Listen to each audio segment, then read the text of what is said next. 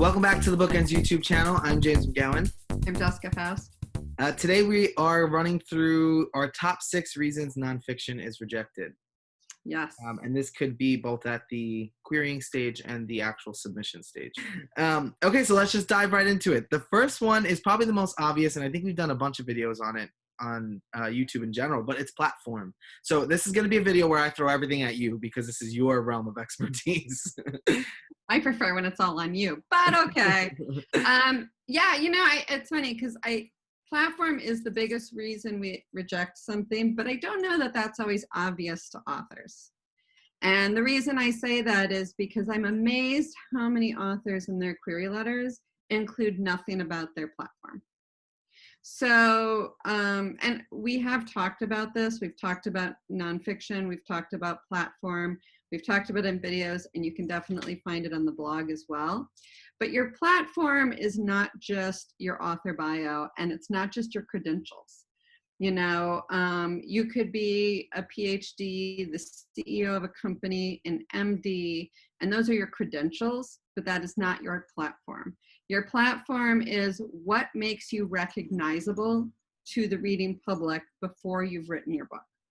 So the idea behind a platform is that as the agent, but mostly because the editor wants this, they want to know that you come to them with not just a great book and something different and unique, but you also come to them with a reading audience. And we talked about this, and I always like this line, but platform is not what you can do with a publisher, it's what you can do in addition to a publisher. Yes. So it's what you're already doing. Right. It's that you have 1 million Instagram followers. And when I see that, I go, that's amazing, because that's 1 million potential book buyers. I would say the top social media platforms that we look at are Instagram and Twitter. Facebook is definitely up there.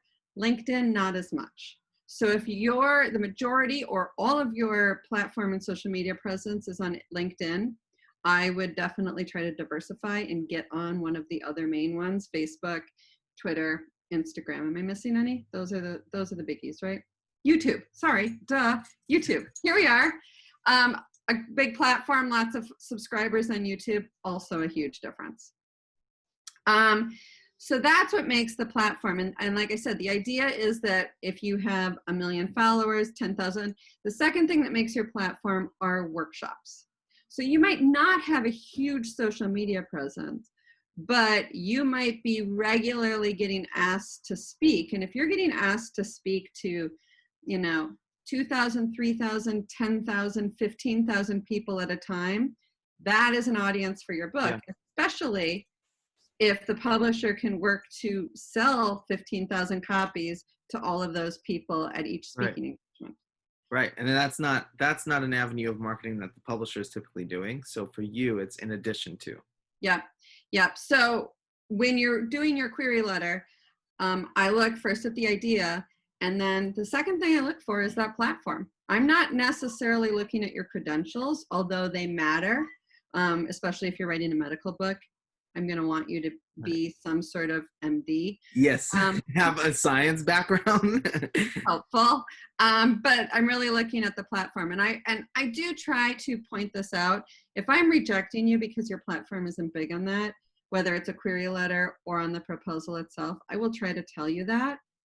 But the same holds true of a requested proposal. If I request the proposal, honestly, the first thing I sort of skim to is the platform.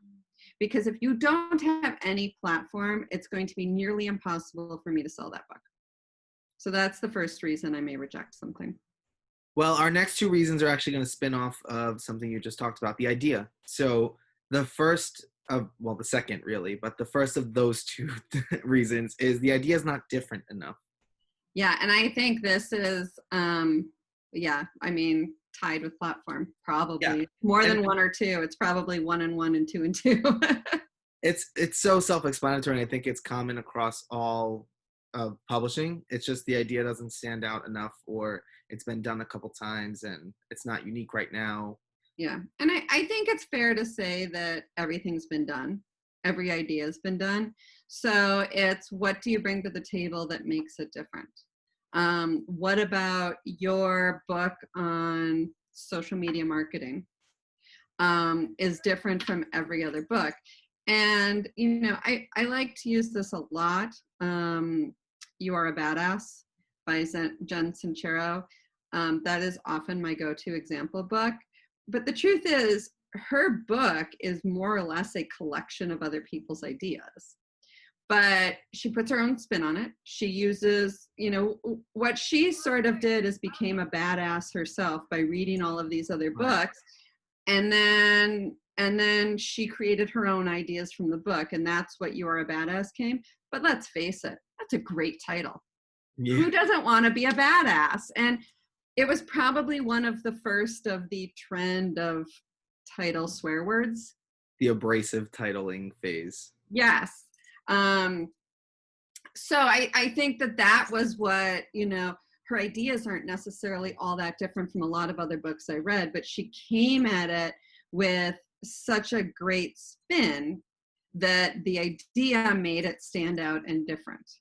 I get a lot of business books. I get a lot of sales books, and a lot of them are things like top 10 tips, ways you can improve sales, how to be a better marketer. And those to me are snooze alerts. But what's the hook? Like, what is making this stand out? Right. What makes it different from the 50 other books like that on the bookshelf? Yeah. So on the flip side of things is that the idea maybe is not big enough or cannot carry a book. So this, I think, is a little harder to parse out, but I'll let you speak on it. Yeah, the biggest example is that any agent who's ever represented nonfiction has gotten a rejection letter from a publisher that says, this feels more like a magazine article. Or this feels, which is kind of funny because, I don't feel like there's that many magazine articles anymore. But we will also get, this feels like it's easy to find online. That, the reader would really just Google this and not actually buy a book on it. I imagine that's nonfiction's biggest competitor. Yeah, absolutely. And I think there's no doubt that in, the 25 years I've been in publishing, the nonfiction market has probably changed the most dramatically. And that is because of what you can find online. Right. This is sort of I know you're shocked. I'm just going to go off and just start rambling now. But when, mass market, which is, do you have a mass market handy? So this is the size of mass market books, and they're rack size books. And, 25 years ago, the grocery checkout line would have a ton of these books right there. And they would be things like the A to Z guide on herbs, the pill book. The pill prescription book was huge, and they would do a revision every year. Wow. And people would buy it, and they could look up their prescriptions, and it would have all the information. Well, that's stuff you Google now. Those aren't books that are published anymore. Right. So yes, so that is my aside. But not big enough is that it doesn't mean that you can't write 60,000 words on it. It means that this subject probably doesn't need 60,000 words. That, or even the angle for the subject doesn't lend itself to 60,000 words. Right, exactly. And that is probably a better way to say it, because it doesn't mean that a sales book doesn't need, it can't be done. It just means that in trying to make it different enough and trying to have a hook, you've made it so specific that it just isn't enough for a book. Right, which is, like I said, sort of the flip side of our last point, where it's not different enough. I think it's the very fine line. Yeah, it is. And and it also can be too much of a niche. Yeah. If you're focusing your books only to, let's say, pediatric nurses, that is a super, you can tell me, somebody will say, but there are 50,000 pediatric nurses in this country. And that may be, but not even half of them.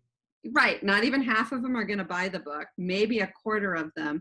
And my question is, well, why couldn't this just be to all nurses? Or even better, to everybody in the medical field? So, that's sort of where the niche and the magazine article come in. Yeah. Well, that's a good point, because I don't think it's often thought about. No. And I sometimes think, unfortunately, that authors don't even necessarily see it. I mean, look, like I said, every agent has probably received that rejection Right. letter. So sometimes we don't see it either. Right, yeah.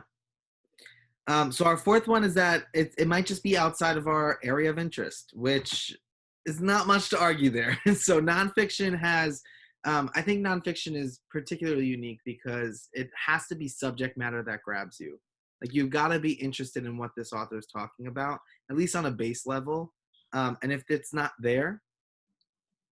Yeah, I mean, certainly reading any book is personal and subjective, but I think nonfiction even more so.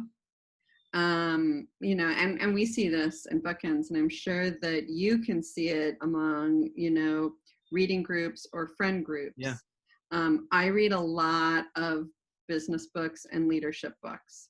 I think it's a big area of interest to me. And also because I read so many, I am somewhat of an expert on those books. And when I get something that doesn't feel different enough, I know because I have read so many books, including those that didn't necessarily feel different enough to me. Well, just between us two, I would never pick up a book like that. It's just not something that I'm interested in. Right.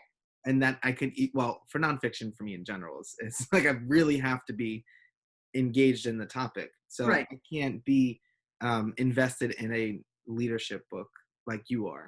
Right. And I also find that things change and interests change with life experience and life events. I mean, I will tell you that editors and agents who buy and represent wedding books tend to be in their 20s. Just preparing for their wedding. And yes. And those who represent parenting books probably tend to be in their 30s. Not always, of course, but once you've reached a certain stage in parenting, you're less interested in those books, and you might move on to represent sandwich generation books or books on the aging parent, or books on menopause. You move on through your life and you tend to represent those books that you are actively involved in reading at that time. So it doesn't mean you shouldn't query everybody because you don't know exactly what their area of interest is. Because, if I'm now reached the point where maybe I'm not in my 20s, but now I'm the mother of a bride, maybe I will have a renewed interest in those wedding books. Right. So, don't sort of judge a book by its cover when it comes to querying, but we never self-reject. We don't like self-rejecting. No, definitely not. But keep in mind that is, a possibility. How subjective it is. Yeah. So our fifth point is there's a lack of a proposal, which I knew that was coming. I get so much of this in nonfiction where a lot of you are querying to test the waters. And I know this because when I request a proposal, I don't get it. And I know for a fact that some of you never get to the point where you can write the proposal. And maybe that's the point where you discovered it wasn't really a book, but more of a magazine article. Just to interject really quickly, for those of you that don't know, when writing nonfiction, you would put together what's called a proposal. And we've done blog posts and YouTube videos on this too, if you'd like to check those out. But what exactly, just quick snippet of words? Yeah, absolutely. So a proposal for nonfiction is really more of a proposal package. And it's going to include sample writing, which is going to be at least one chapter, preferably 2 or 3. It's going to be, I'm going backwards through the proposal, so I'm starting from the back. It's also the way I read magazines. I read magazines back to front. But sample writing, couple sample chapters. And then it's going to be chapter summaries, which is a couple of paragraphs describing each chapter, not describing, showing me what each chapter is going to be. Right. A table of contents, which breaks down those. And then marketing material, not, I will work with the publisher too. What you bring to the table. I already have, here's my speaking schedule for the next 2 years. Here is my speaking schedule for last year, including how many people. Here's my social media numbers. Here's my credentials and my expertise, and then an author bio. and an overview of everything I'll find in the book and the proposal package. So that's what I expect when I see a proposal. And we definitely, like James said, go into more detail in our other videos. So it drives me nuts when people query me and don't submit that package. And in fact, I had an experience not too long ago where a year ago, I had spoken with an author in detail about her writing a book.